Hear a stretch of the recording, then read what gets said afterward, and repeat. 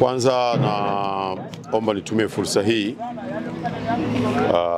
kuwashukuru sana Watanzania wote kwa salamu mbalimbali wanazozitoa za pole na za kututia moyo wakati huu ambapo limetokea tatizo hili la kukatika kwa barabara ya kuelekea mikoa ya kusini. Tunaomba turudie tena kuwapa pole wenzetu wa mikoa ya kusini na Watanzania kwa ujumla.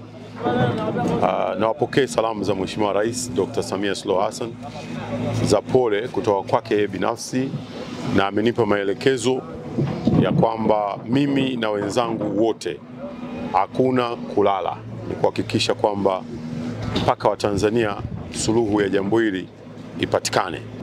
Nitoe ripoti kwa Watanzania ili wapate kujua nini ambacho kinaendelea katika eneo hili la Somanga, lakini vile vile na katika eneo hili la mto Matandu.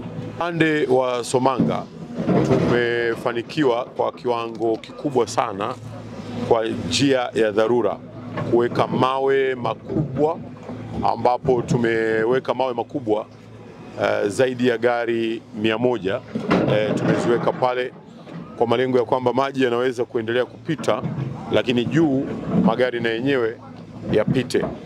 Na kwa maana hiyo jumla ya gari 230 gari ndogo zimefanikiwa kupita.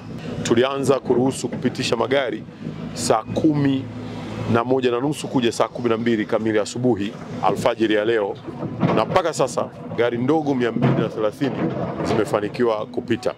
Lakini pia vile vile tumefanikiwa kupitisha magari kwa maana ya mabasi ya abiria takriban 10 yamefanikiwa kupita, na hii inatoa idadi ya jumla yanayokwenda kusini na magari yanayoelekea Dar es Salaam. Kwa hivyo magari 10 kwa maana mabasi yamefanikiwa kupita pia vile vile. Lakini tumepitisha na malori ambayo yamebeba bidhaa mbalimbali, na hapa naomba niseme kwamba katika haya malori tulizuia zile semi trailers, lakini malori mengine fuso na mengine yaliyobeba vyakula, yaliyobeba bidhaa mbalimbali, tuliruhusu malori takriban 30, yakiwa ni pamoja na malori yanayofanya kazi ya kurescue yaliyo katika timu yetu sisi ya emergency. Kwa mfano malori yanayobeba mawe mazito makubwa, haya pia vile vile tumehesabu katika idadi ya malori, kwa sababu tunapitisha kwa mfano mawe makubwa yanatoka